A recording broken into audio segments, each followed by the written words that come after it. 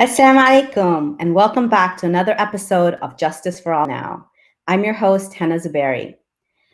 Thank you for joining us on Muslim Network TV, America's only Muslim-focused TV channel. You can always watch us 24/7 on Samsung Galaxy 19. Galaxy 19 covers the US, Canada, and Mexico, and on Amazon Fire TV, Roku TV, and Apple TV. The 2020 American Muslim poll was issued yesterday by the Institute of Social Policy and Understanding, ISPU. This is the fifth year in a row that this poll has been conducted and released by the think tank. Some of the key findings this year were that Muslims are more likely than general public to express satisfaction with the direction of the country. Politics, not religion, predicts Islamophobia. And many other things that were quite surprising to those of us who talk about American Muslim issues, write about them. But to discuss this more in detail, I am really honored to have Dalia Mogahed on our show today.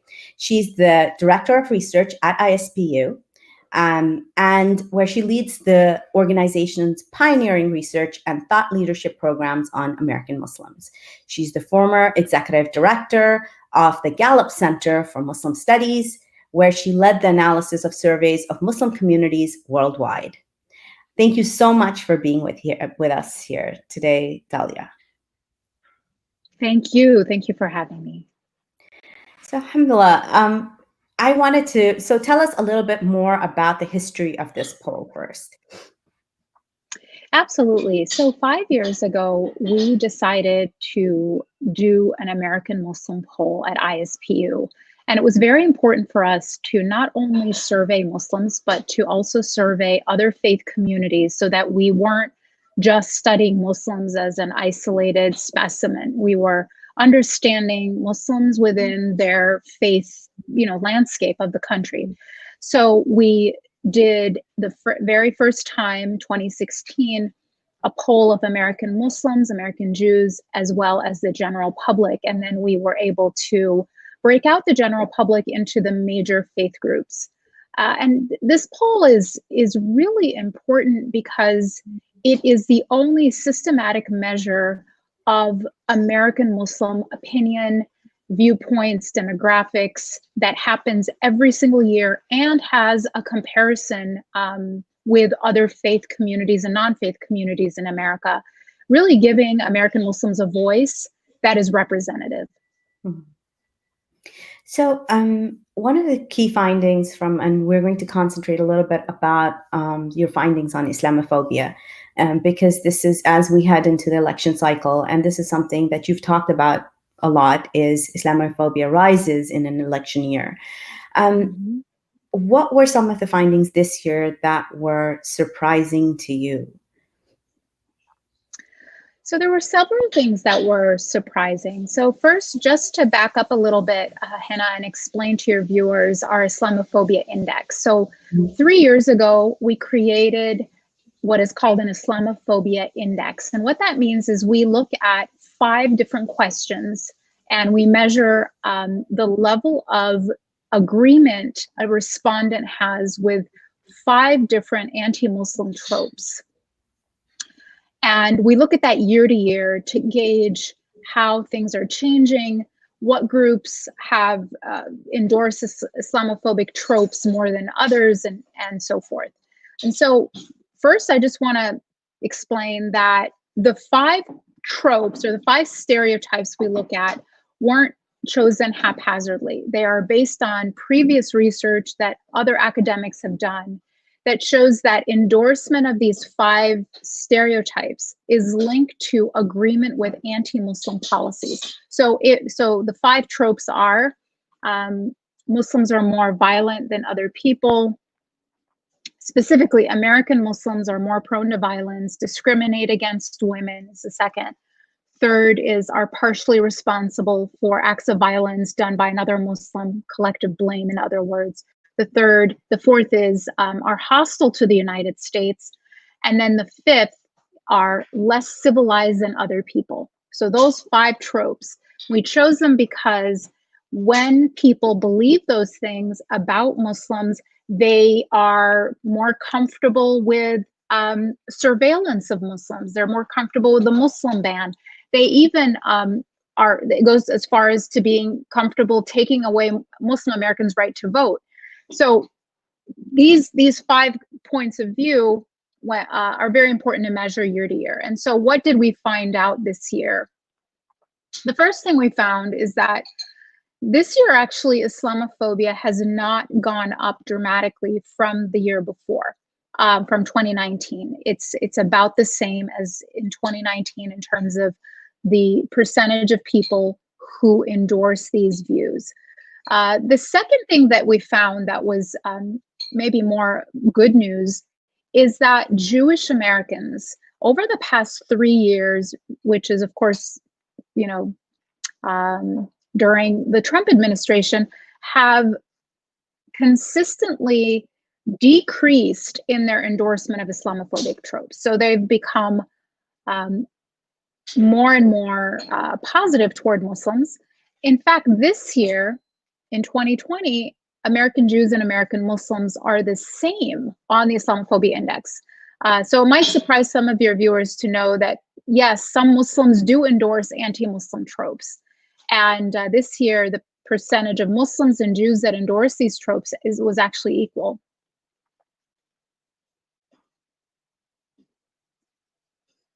I can't hear you. So can you explain to us how many people are interviewed for this poll? And are the numbers large enough to make these extrapolations and come to these conclusions? So thank you, Hannah. Let me explain how polling works, because I think that there's a lot of confusion out there, and there's a lot of people who claim that they're doing a poll and it's not actually scientific. So I've been doing scientific polling for more than a decade. I started out at Gallup, and now I'm with ISPU. What makes a poll scientific and representative is the way the sample is chosen, not just the sample size. So that's really important to keep in mind. I could have a sample of 1 million people that is chosen not randomly. If it's bias, then it's not representative, even though it's huge. Okay. So it's not so much the sample size that we should ask about, it's rather how the sample was chosen. So when the sample is chosen so that it is a representative of the population as a whole, and what that means is that every person has an equal chance of being selected to respond to the survey. We're not excluding people because they don't have a phone or they don't have an internet connection or whatever, in populations that might have that as an issue. So our sample is chosen from American households called completely at random. And we include not only landlines, but cell phone numbers. So it's a very representative sample. And it's the size of the sample is 800 respondents. And that's actually a pretty, standard number. Pew, when they do their study of Muslims, which they do around every 5 years, their sample size is similar to ours. So it's kind of the industry standard. And the same goes with the Jewish sample, as well as the national sample of just Americans as a whole. We use a company called SSRS to do our polling. We don't do it ourselves. We actually hire a third party to do it for us, but we design the questionnaire. So all the questions are us, our scientists and our scholars writing them, but then they actually conduct the interviews and select the respondents. And it's important to know why I mention that is because SSRS does all the polling for the Washington Post, for CNN, for CBS. So this is a nationally recognized top polling firm. And they're the folks that have done our polls for the past 5 years. Okay. So that would explain, so even though we're seeing in the graphs that maybe two Jewish people have their thoughts on Muslims may have changed or don't express Islamophobia, but that two people represents a trend in society. Is that a correct assumption? Well, there are definitely more than 2 people that would have been represented in any of our graphs. So it's the percentage of their sample size. So there's the Jewish sample is 300 people that are in the sample. So, 50% of that would be 150 people that are represented, in the graph. But yes, they would represent Jews as a group in the nation. And specifically to the Jewish community, SSRS specifically is the polling firm that American Jewish organizations use because they are experts on polling religious minorities. That is actually why we found them and commissioned them.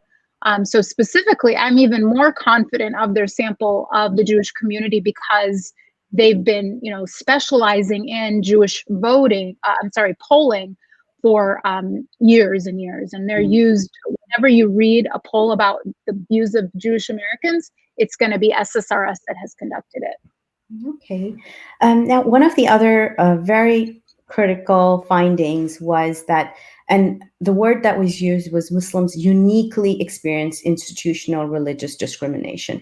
What is meant by uniquely? Yeah, thank you. So year after year, and we've been doing it, as I said, 5 years, American Muslims report experiencing religious discrimination more than any other faith group. At around 60% of Muslims said that they experienced religious discrimination with some level of frequency in the year before. This year, in 2020, Jewish Americans were similar to Muslims in the percentage that say they experienced it. So we wanted to look at not only the percentage who experienced it, but how they experienced it, where they experienced it. And what made Muslims different from other faith communities was not only that they were more likely to experience it, but they were more likely to experience it in an institutional setting, not just interpersonally. So for what I mean by that is, when we're talking to a friend and they say something Islamophobic, that's an interpersonal experience of religious discrimination.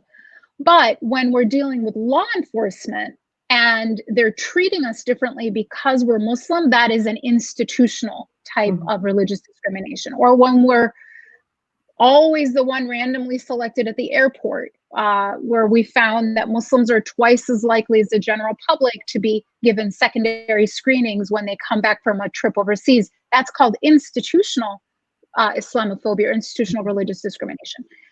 And where Muslims are different from even other communities like the Jewish community that may experience it with the same level of frequency is we experience religious discrimination both interpersonally and institutionally, whereas Jewish Americans only experience it predominantly in an interpersonal setting. They're not experiencing it when they're applying for a job with law enforcement or at the airport. And that's all self-reported. They're saying that that's not where they're experiencing religious discrimination, but Muslims are far, far more likely than other communities to experience it institutionally. So, and so reading this, so that's at the airport, about 44% of Muslims versus 2% of Jews and 5% of the general public, applying for a job, 33% of Muslims. But when interacting with law enforcement, 31% of Muslims versus 2% of Jews and 8% of the general public. But what really surprised me was when receiving healthcare, 25% versus 5% Jews and the general public. We have so many Muslims in the healthcare field. How do you explain this? Well, so Hannah, just let me clarify one quick thing. All of these numbers of the 25% who say it was in healthcare or the 33% who said was in interacting with law enforcement, these are all 33% of those who experience discrimination. So it's not of all Muslims. It's just when they say that they've experienced discrimination, then we ask them the second question of where did it happen? So just to explain. Why are people experiencing it in a healthcare setting, even though we have so many Muslim doctors? It's a really good question. And you're right, we are overrepresented in the medical field. I mean, we did one study in Michigan where we found that Muslims are less than 3% of the total population, but they were 15% of the doctors. So it's not, it's not a misconception to say that we are overrepresented in the medical field. We certainly are. But at the same time, even Muslim doctors have experienced Islamophobia from their own patients. Mm-hmm. So, unless you have a Muslim doctor, and everybody does, it's possible to feel that you're being treated differently, unfairly, with different, more offensive questions about where the problem is in your health when you're dealing with healthcare workers. I mean, what we have to remember is whether it's law enforcement or someone in the airport or even a nurse or a doctor, everybody's consuming the same media. Everybody's consuming the same toxic information, and it will come out in their behavior sometimes if they have these, oftentimes unintentional biases toward Muslims.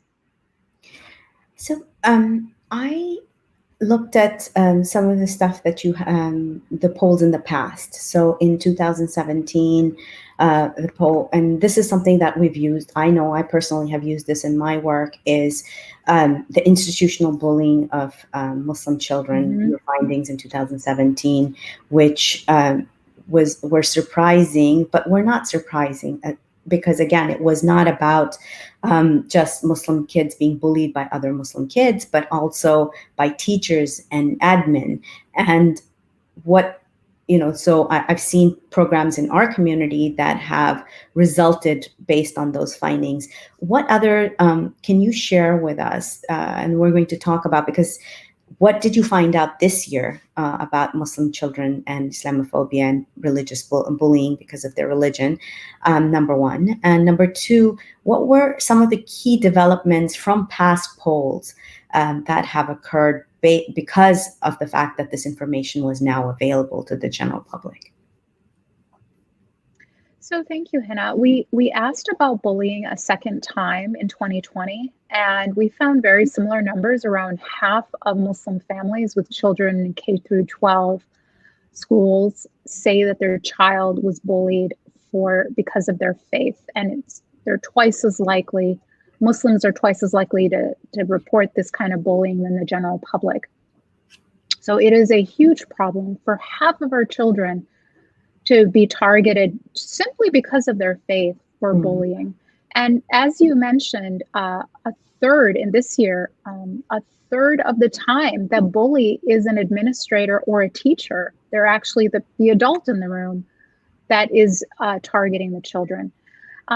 So we found very similar results 3 years ago, as you mentioned, in 2017, and this data point was very impactful in a lot of ways. So first of all, a school system, this is the one we know about. One school system in California actually forged an entire campaign, an anti-Islamophobia, anti-bullying campaign in the entire school system. It was a public school system to address this issue because of these numbers coming out. A second thing that happened is a major media outlet did a full-length segment on Islamophobic bullying. And we know that before our numbers came out, the reporter told her producer it was a problem and was told, I don't really see any evidence that it's anything but an anecdotal issue. When our data came out, then they were convinced and devoted 15 minutes, to a full segment on the topic. Another thing is the Boy Scouts took this up and took it seriously, and then implemented training around anti-bullying, specifically anti-Islamophobic bullying.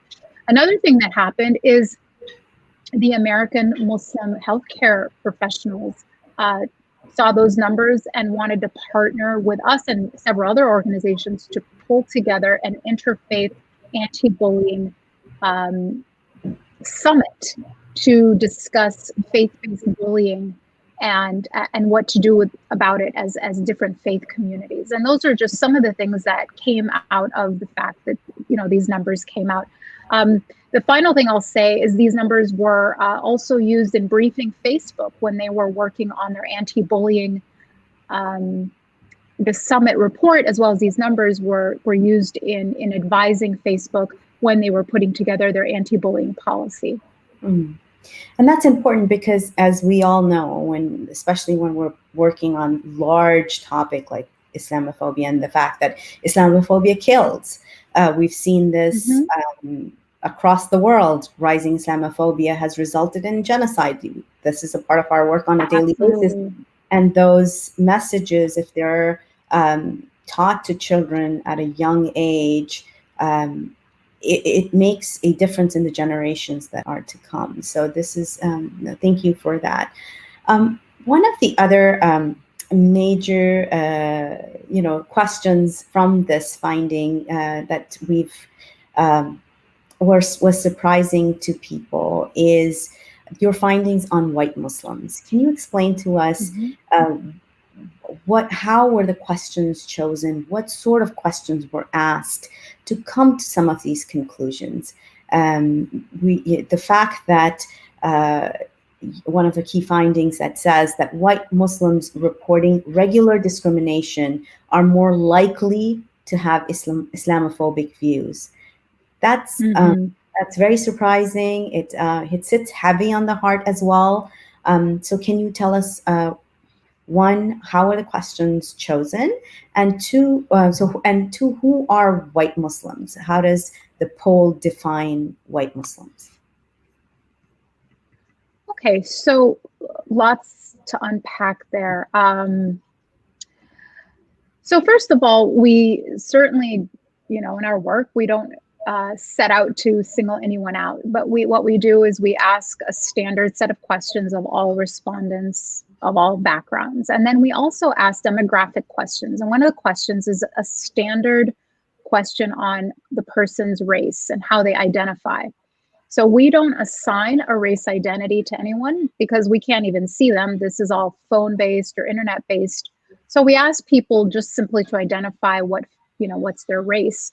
And the choices available are the standard choices on a census, plus we add Arab, which is not, of course, used on our census, on the American census. So people can choose to identify as white, Black, Latino, Native American, Asian, or Arab, or mixed race, right?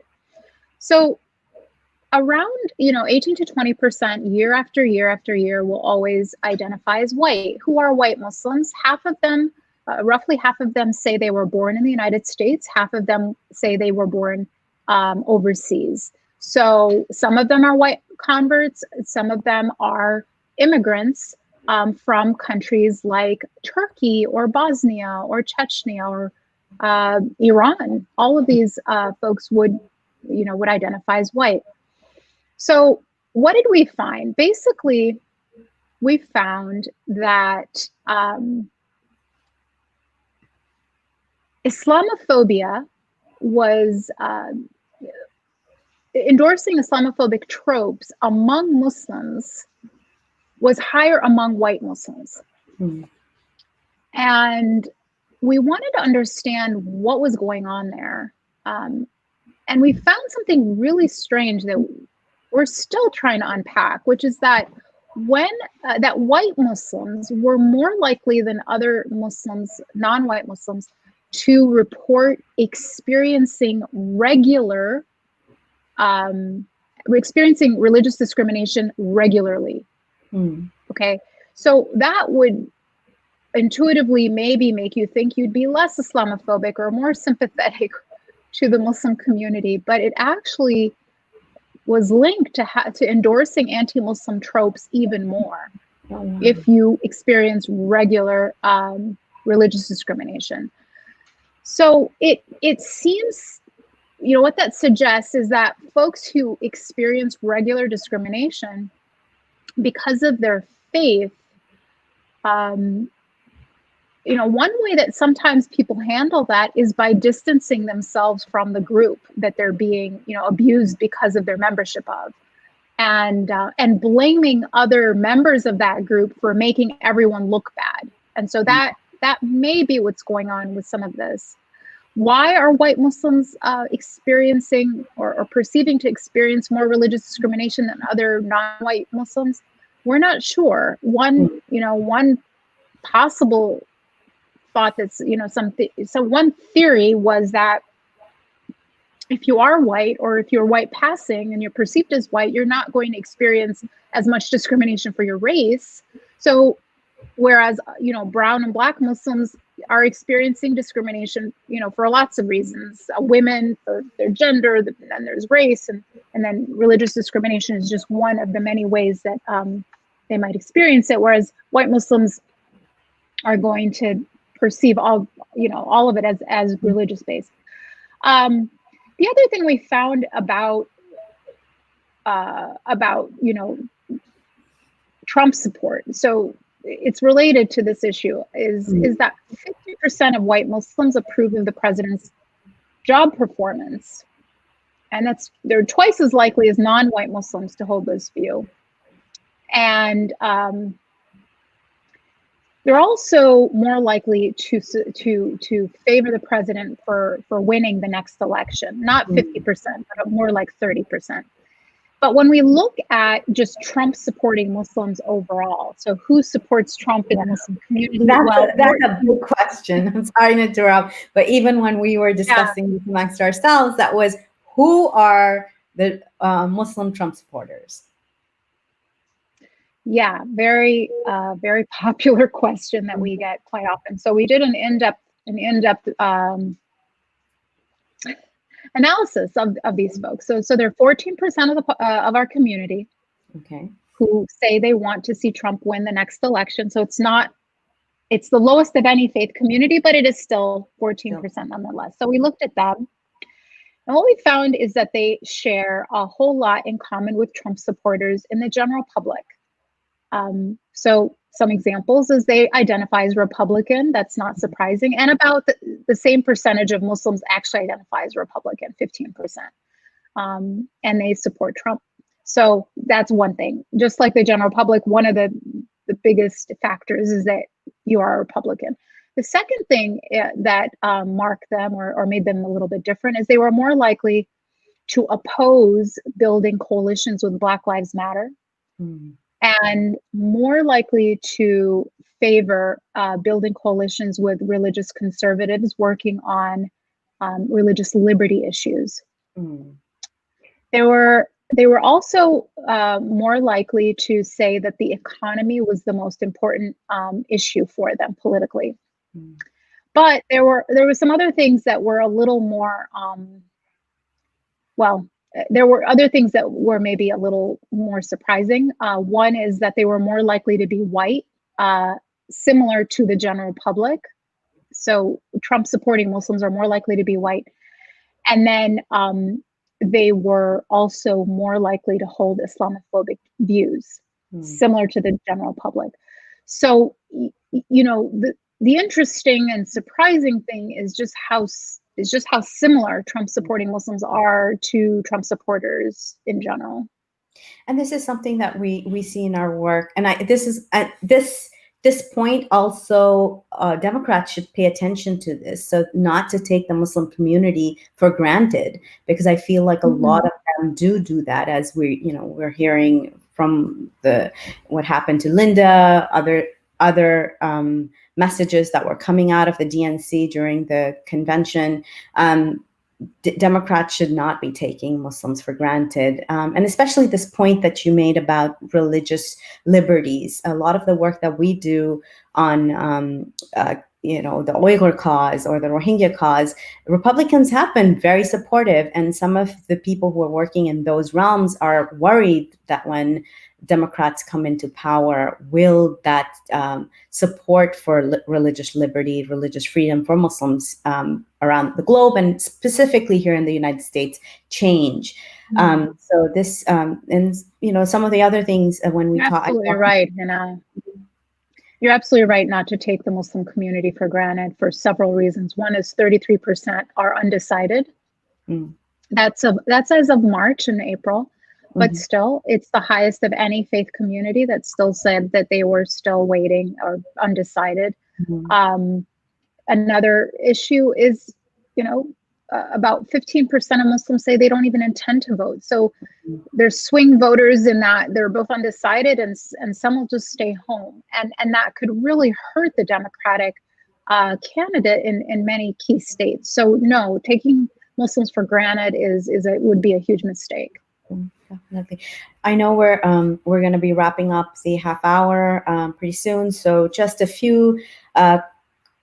This one question, and Jeremy brought it up about, and I'd love to show his tweet, the comedian, about Catholics and Muslims show more support for political coalition building with pro-life, and it sort of ties in with what we were talking about earlier as well. I'd like to get your comment on that. Why, this is something that is this a change? And then the support for Black Lives Matter. So yes, if you could comment on those 2 points in the findings on political coalition building. Yeah, this was one of the more surprising pieces for me, in that Catholics were only about a third of Catholics supported building coalitions with pro-life activists, because, I guess we all think all Catholics are just all voting pro-life, et cetera, but it doesn't end up being the case. Here, Muslims are split almost right in half, 47% supporting it and the rest not supporting it. But it is interesting that they are more likely than Catholics to support building coalitions with pro-life activists. I think that it says more about maybe the complexity of the Catholic community than anything. American Muslims are, half of them do favor these kinds of coalitions, and they're really this is an issue that people are split on. It's very inaccurate to frame Muslims as one or the other, and I think that that's what this poll really underscores, is Muslims are basically as split on some of these hot button issues as is the nation as a whole. Not because they, I just want to emphasize this point. It's not because some people think, it's okay to have an abortion anytime during a pregnancy or something, and other people think it's not okay. It's much more a political question of what, is this a cause we should be getting behind, and who is behind this cause, and are these groups we should be working with? I think those are the questions that are going through a lot of people's minds. It's more around who should Muslims find common cause with, and when conservatives are often also spewing a lot of anti-Muslim rhetoric, even if someone might be pro-life, they might think twice about working with these people, with these activists, just simply because of how hostile they seem to be to our community. This is, again, the complexity of the community, definitely. And I think it's also a rising awareness about coalition building, that you don't have to agree with someone on every issue.